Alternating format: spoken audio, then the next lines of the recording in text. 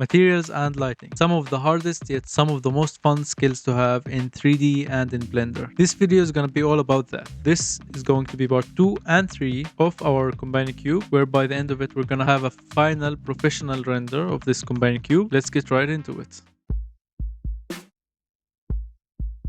I think a lot of people always separate between lighting and texturing, but for me personally, I think they are very much related to each other. So I always start with lighting actually, not texturing. So I will take my reference images, gonna put them in a references collection and hide it.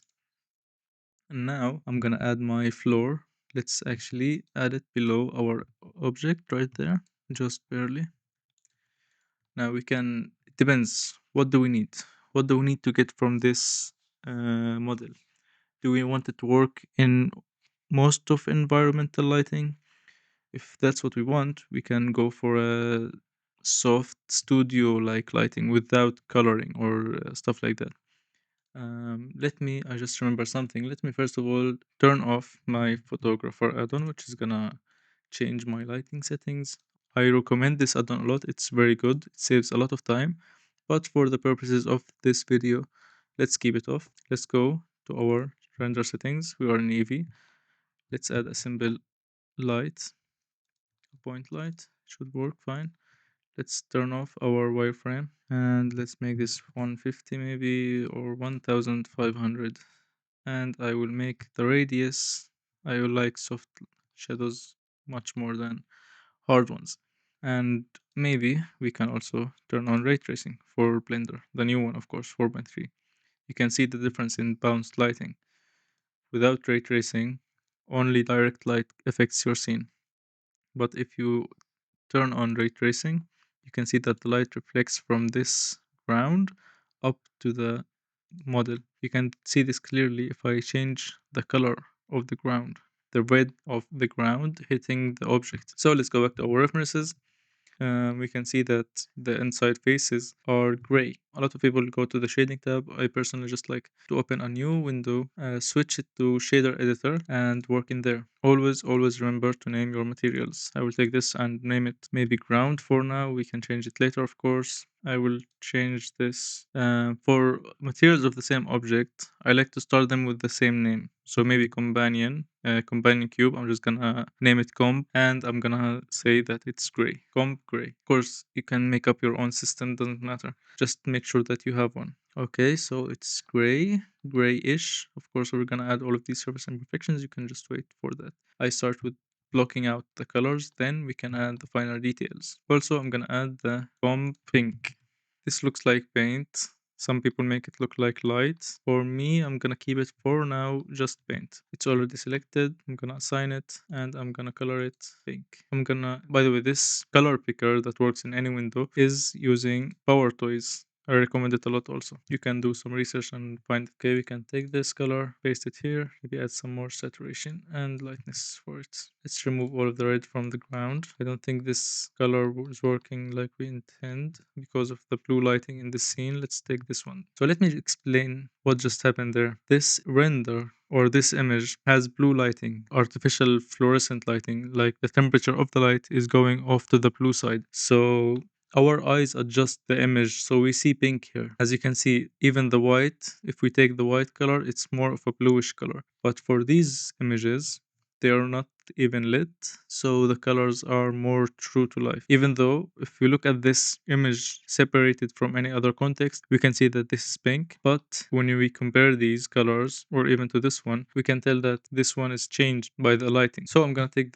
this other one. I think it looks more close to what I'm intending for. And now we can make the material for the outside layer. So I'm gonna call it comp white.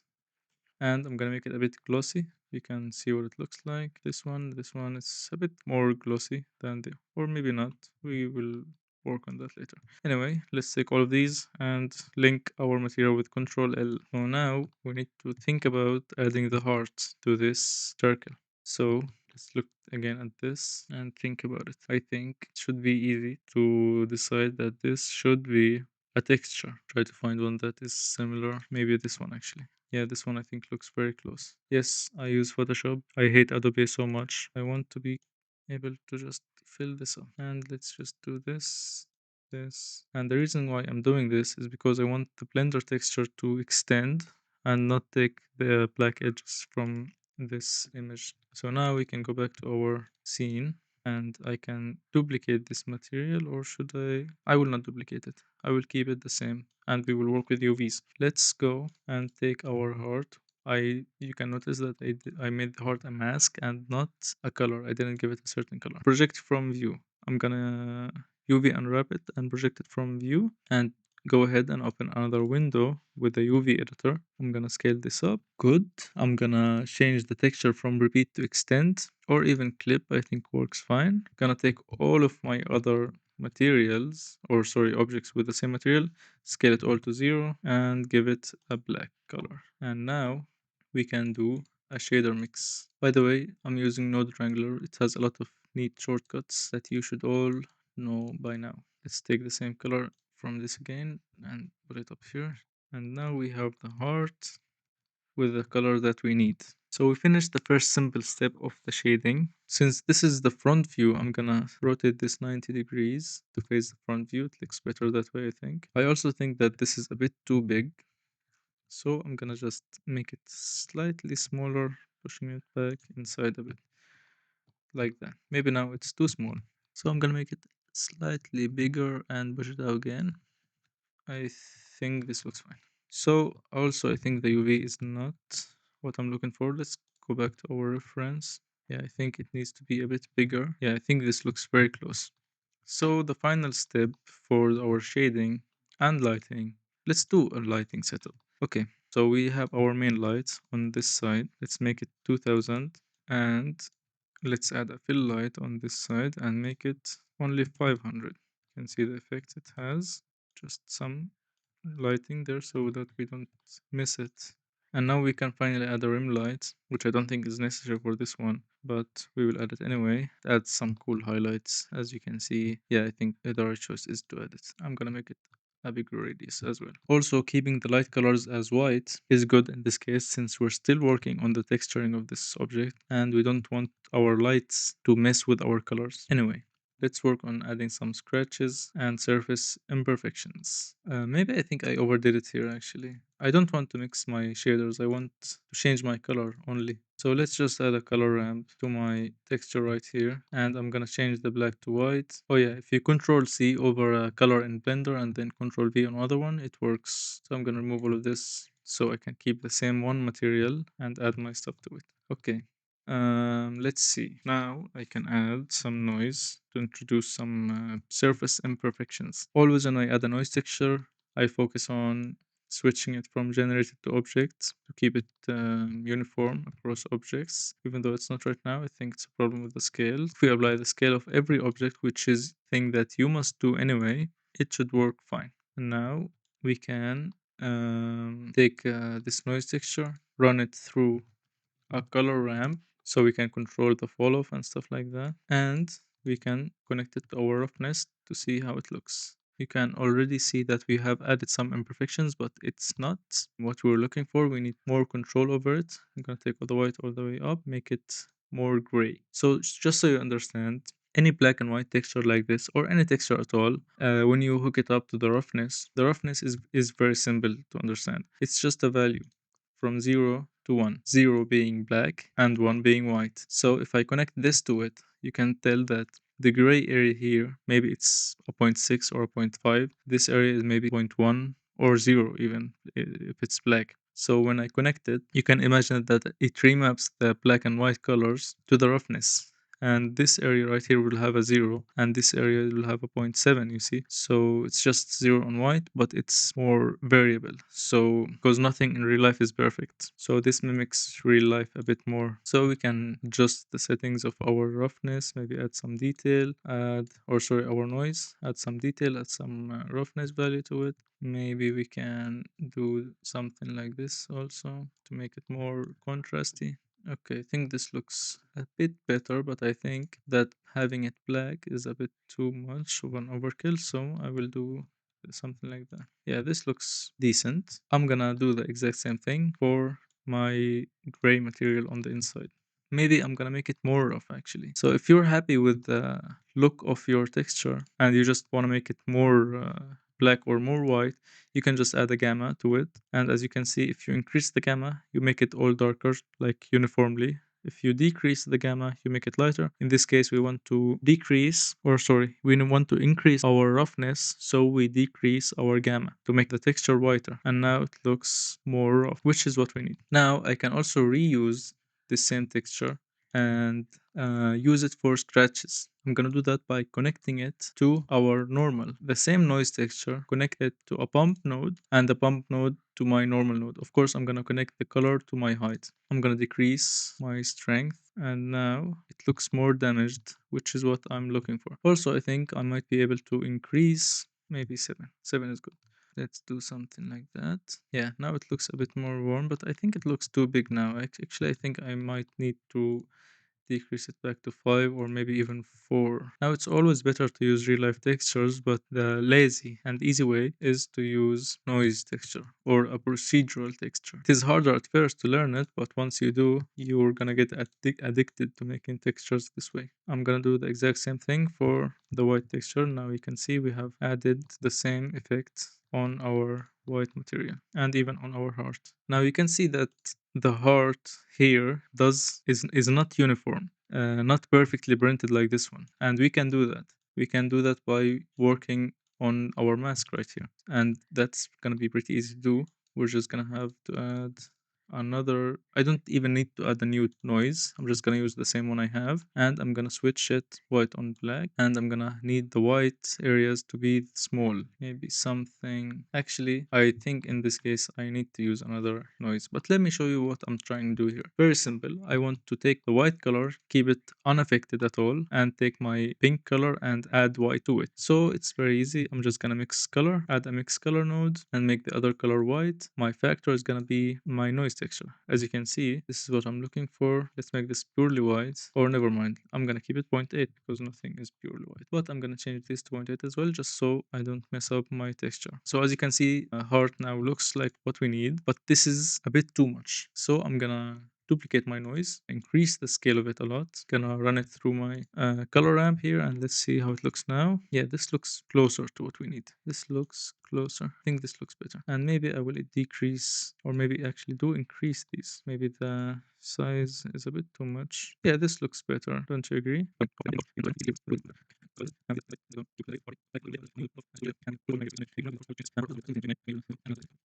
Yeah, I think this looks better. Only problem is now that I have not on the mirror but on the other ones, it's different. So I'm gonna change the UV object to my main cube right here. So now I'm sure that every single heart is gonna have a unique, different scratch mark. So far, so good. Can we do? I think if we work in cycles, I can make one more adjustment that will make this look much better, and that is adding a bevel to everything. The hard way to add bevels is to do it manually, like this on every edge. As you can see, it catches the light in a good looking way. This is the worst way to do it as well. A better way would be to add a bevel modifier, but it sometimes doesn't work well because your geometry is not very good. Sometimes it works if you turn off clamp overlap, but depending on your geometry, it might make things look bad. I think in my case, it's fine. It's looking good, so I can keep that. But an even better method and a very cheap method is to do it in cycles. So let me switch my rendering to cycles and go to the GPU and let's see how it looks in cycles. It looks fine. I'm gonna add a bevel node. Might take some time to load it, to load the render kernels for that, so we will wait. It finally loaded. So I can decrease the radius. You can see here the radius of the bevel. I want a very, very small one, 0.15. And now I need to add this normal to this normal. I can just do this. And as you can see, we have a bevel on every edge of this model. And we can do the exact same for this other material, any other material basically, which is a very good way to add bevels if you are rendering in cycles. If not, you will have to add them using modifiers and other methods. Worth to note though that if you're making this object for a video game, it's not smart at all to have a lot of bevels because you will ruin your optimizations. So it's better to actually just keep it like this just as soon as it loads in Eevee. Keep it like that. It looks good enough. You can also do smart materials and stuff like that using Substance Painter or even Blender. I think we can bake these. I think we can bake these bevels with normals. I will look into that. Okay, so I think there's one more thing that we can add, which is more variation to the coloring. So I'm gonna have another mix node. Take one of the noises, place it in the factor, give it a bit of a darker color like that. We should be able to see some variation in the coloring, but maybe I should do the opposite. No, this does not look good. So I'm gonna add another color ramp. Yeah, I think you can tell that I love color ramps. Look at this color ramp, keep it white, and the blacks like that. And now we can, nope, the opposite. I can add some variation to the color. That's what we need here. Make it a bit lighter. We don't want to overdo it.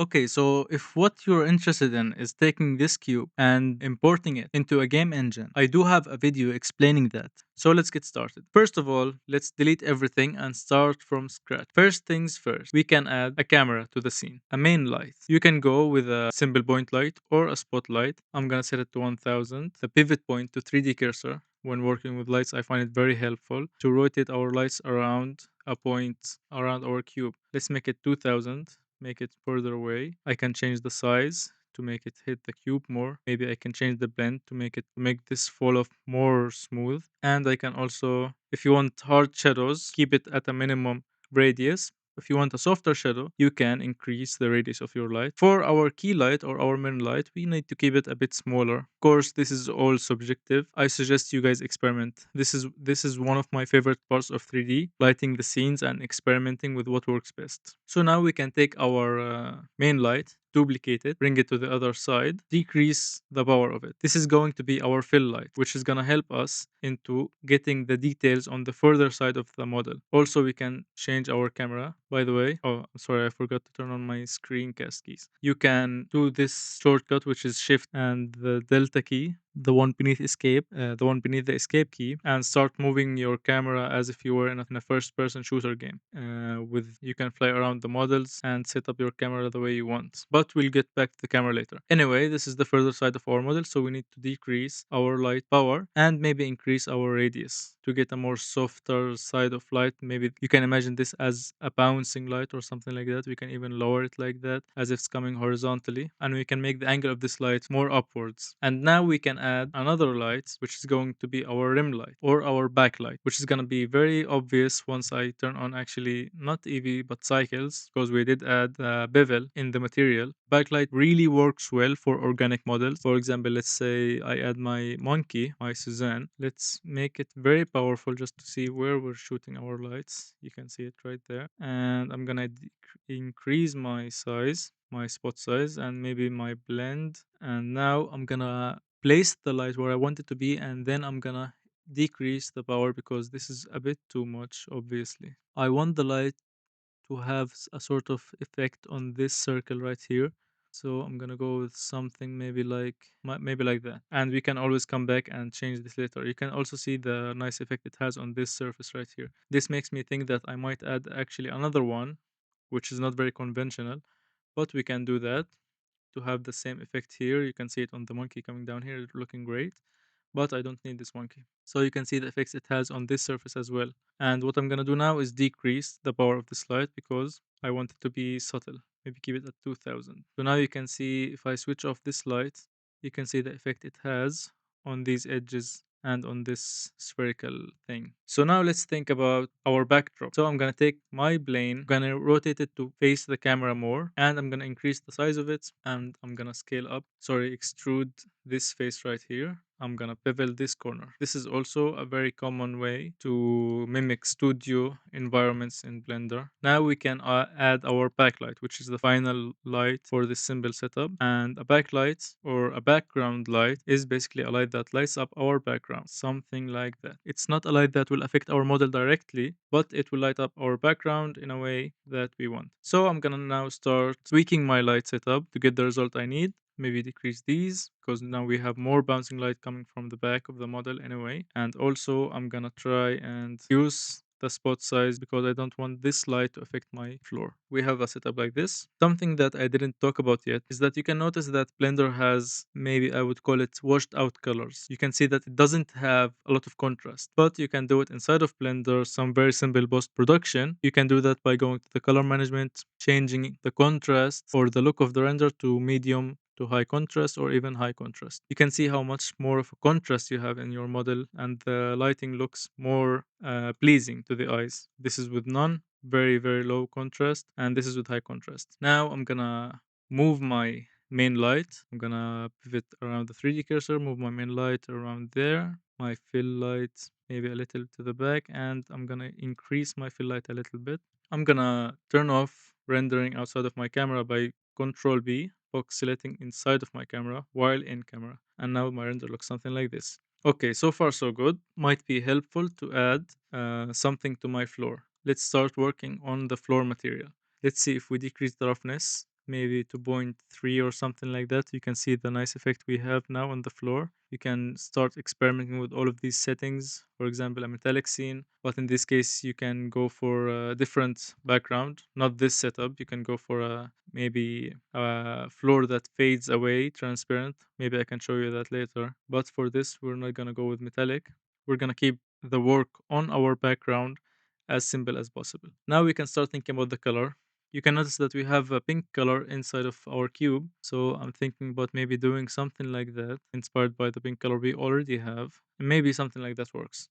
Let me modify my background light to make it more uniform. Also, I don't like this specular reflection I have on my background. I'm going to show you how you would get a gradient that reflects underneath the cube but makes the back surface rough. And I'm going to do that by adding a simple gradient. And I'm going to control that gradient by doing Control T by object, which is gonna change the mapping of my gradient around the origin of my ground plane. And I'm gonna play with my scale a bit and I'm gonna move it back. And now you can guess what I'm gonna do with it. I'm gonna hook it up to my roughness. And now you can see that this area is fully reflective, while this one is not reflective at all, which is not what I want actually. So I'm gonna hook it up to a color ramp.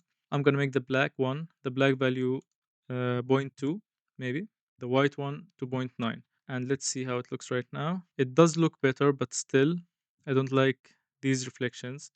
So maybe I can actually move back my gradient and let's see what it looks like now. Okay, so I do have my reflections down here and I don't have any reflections in the background, which is exactly what I want. So now maybe we can start thinking about adding some surface imperfections to the floor, which is something that helps a lot. I'm also not sure about this color yet. I might change it. Definitely not that one though. But we'll keep it for now to something maybe desaturated, something like that, a pastel pinkish color. Anyway, let's start adding some surface imperfections. And I'm gonna do that by adding our trusty noise texture. Definitely gonna change the mapping to objects, which I mean, I can use this one. I don't need to add that many nodes. Not gonna reuse this one because it is different. It has different values than the default ones. So I'm gonna decrease our scale, or maybe actually, never mind, I'm gonna increase it because I want this to be affecting my pump map. What I'm trying to do here is to make the surface look not perfect, basically. I want the surface to look more like a real life surface, a surface that's maybe damaged or scratched. So I'm gonna hook my noise up to a a pump node inside of the height node, and gonna hook it up to my normal. It should look something like that. Don't be scared. This is normal. No pun intended. And I'm gonna decrease my distance to fix that. So now you can see that the ground is not perfect. It has these little imperfections in it. That's what I need. I'm just gonna make it a lot more subtle though. Not gonna make it visible, I would say. Maybe your brain's gonna see it indirectly, but not your eyes. If you're not looking for it, of course, you can see it if you're looking for it. So that's good. Now I might start thinking about the camera again, maybe doing something like this if you're trying to make a cool wallpaper, or you can even duplicate your objects, having multiple ones. But I did like this angle actually. I might do something like that, but I will have to change my rim light again because I set them up for the first camera location. I really don't like this reflection on my ground right there. You can actually use a new feature for Blender, which is light linking. I'm gonna take everything related to my cube, gonna parent them to my corner, which is the biggest object, and I'm gonna take the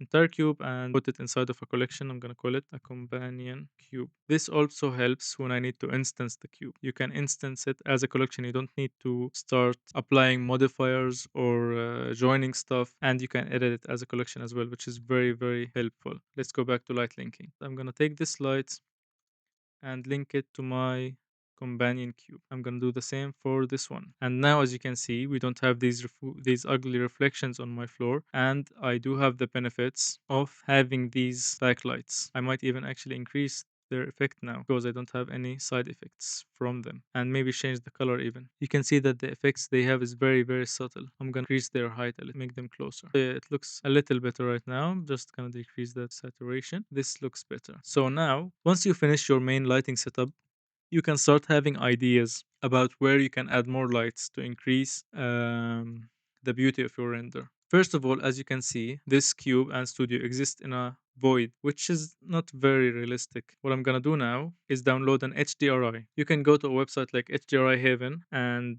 go for studio lighting setups. I like to go for ones with more variety to have better reflections on my objects. So I'm gonna go for one. There's one that I really like. So as you can see, this one has a very soft main light and does have a lot of neon artificial lights and a lot of variation in the background, which is gonna look good when we add it to our scene. 8K is overkill for me for this scene because I'm only using for rough reflections. I'm gonna go with 4K for now. Okay, once you have your HDRI downloaded somewhere in your computer, you can go to your shader editor. What you need to do is add an environment texture.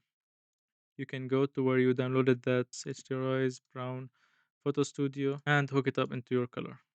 And you can see that now we have an entire environment in our scene. Also, you can add a mapping node to it and start doing some rotations and stuff like that, which is very, very helpful. This rotation right there. I'm gonna keep this massive soft light in behind my main light in the scene. And we can look at our object now. Also, I find it really helpful to take all of my lights, add them to a light collection so I can view what these lights do exactly. So if I turn off all of my lights, you can see how much the HDRI lights up my scene. And this is not what I want. What I wanted from my HDRI is to have some sort of reflection variation. So I'm going to keep it at a point 1. As you can see, even with it being at point 1 strength, I still have some reflections right here. And maybe I'll do some rotation to have more reflections. And now I'm going to have my lights back on, and you can see now my scene looks more bright. So I'm going to decrease the brightness of some of these lights, especially maybe the back ones, a bit too bright on the top surface there. Okay, and I'm going to take this one, decrease it right here. I think this light also is affecting my cube a lot. I'm going to move it to the back a little, and now my scene looks like this. I'm gonna move my camera a bit to the left to make my composition better, or maybe the other way actually. No, I'm gonna go for the left to see more of that shadow. And again, you can experiment as much as you need. I'm happy with the composition that I currently have. Now I can think about something like adding another cube in the back, something like that, and maybe moving my studio setup a little to the back as well. And I can do something cool. Maybe decrease the size of this one to make it look further away. Maybe three of them stacked up on top of each other. Maybe something that looks like that. And as you can see, it adds a lot more interest to my scene. But I can do one more step to make this more of an appealing image. That step is going to be adding depth of field. Adding a depth of field is something that I'm addicted to myself. Focus point on the heart of this cube, and you can really see where the depth of field effects by decreasing this f-stop value. Let's make it a point 1. You can see how this cube is in focus while the ones in the back are not. But point 1 is a bit too low, so I'm going to go with point 3, or maybe actually point 2 maybe looks good. Yeah. I'm going to move my camera a bit more to the right, more to the right in case of rotation, but to the left in case of transform. This looks satisfactory. But maybe I need to edit the backlight to make it more dark. I'm just doing more experimentation.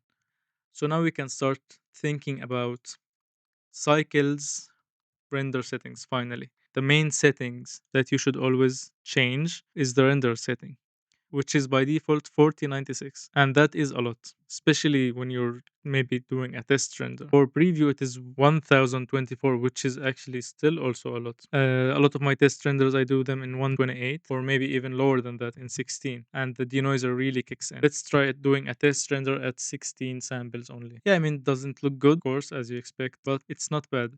Also, the denoiser, especially the optics denoiser, I don't think it does a good job. You can tell by those surface imperfections the way it tries to solve for them. Now I'm gonna show you the result of maybe a 256 render, which sometimes I use for also previews. Okay, this does look better, but still it doesn't look that good, especially because of the denoiser. I mean, the noisy image looks better than the denoise one. So now I'm gonna show you my final trick into doing these beautiful renders. You first of all turn off that denoiser, and then I'm gonna now show you the compositor. Let's go to my view layers. So what are view layers? If you go back to cycles render preview, you can see render pass right here, and it's set to combined. And if you click on that, you can see the different render passes. You can look at the ambient occlusion. You can see that we have different render passes for our rendering engine, and the engine uses all of these passes to create the final image, which means it combines them in certain algorithms to give us our final result, which is the combined one. But sometimes you want to maybe overdo some effects and maybe give it a little of a punch, especially the glossy effects, the glossy indirect effects. Maybe you want to increase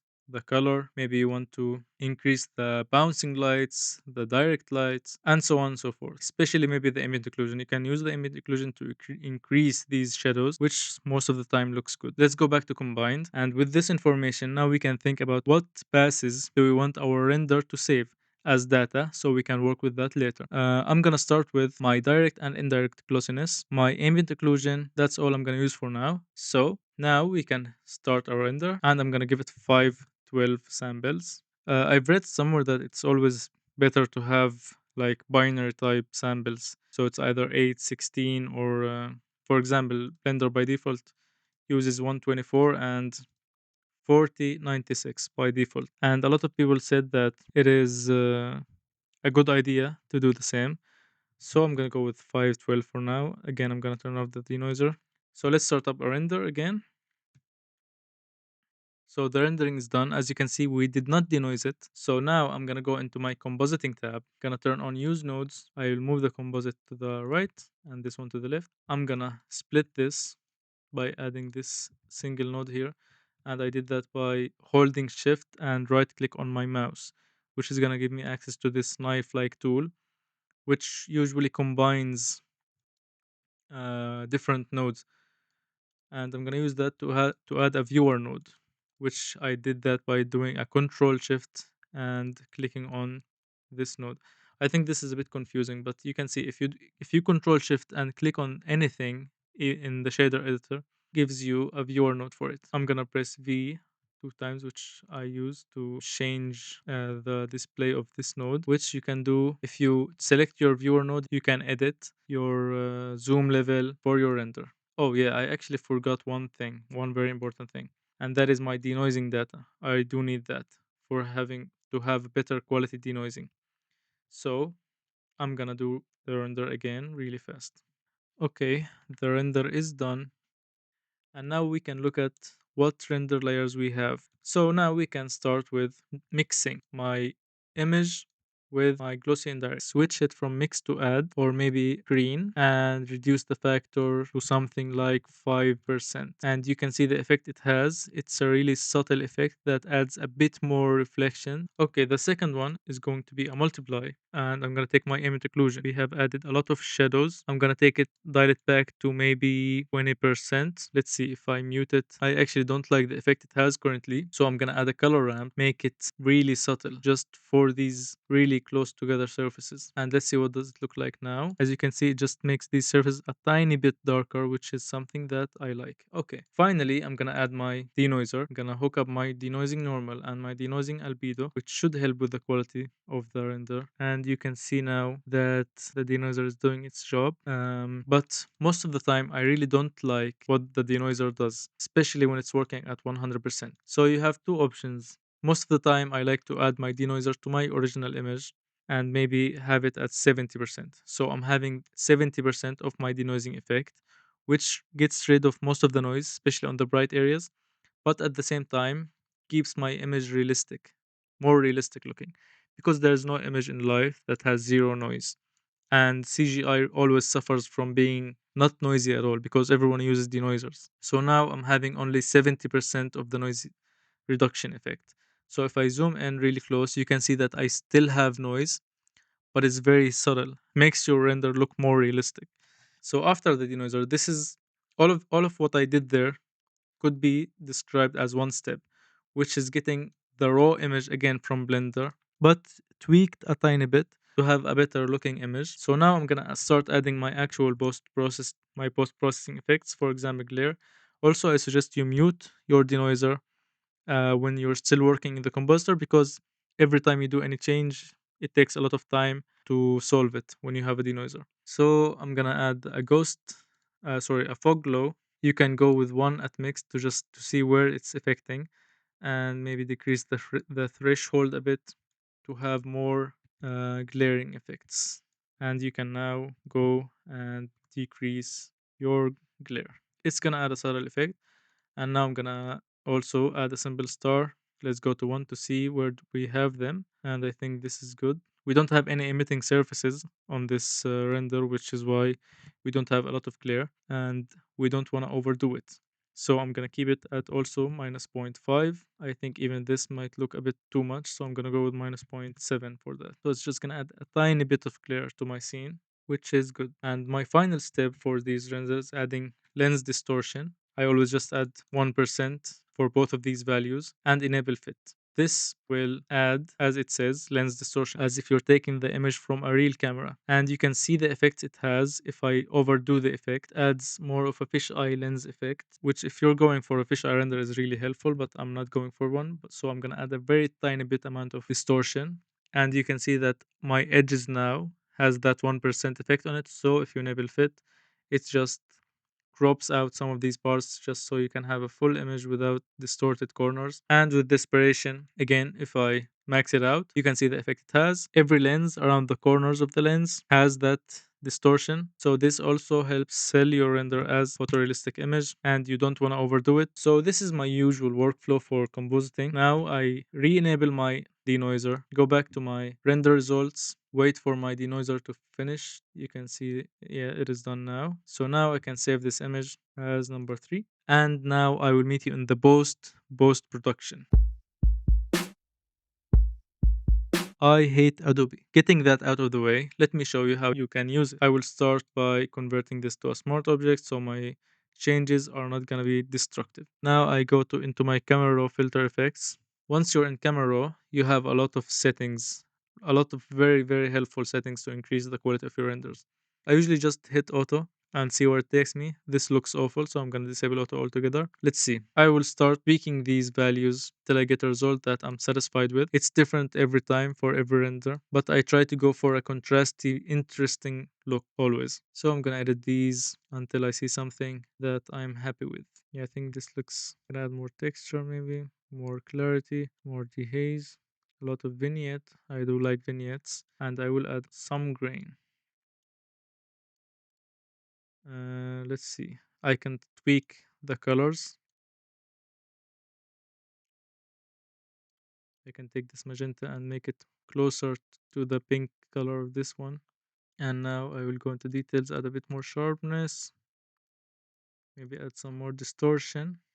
Okay, so I think I have a result that I'm really proud of right now. This is what it looks like straight out of Blender.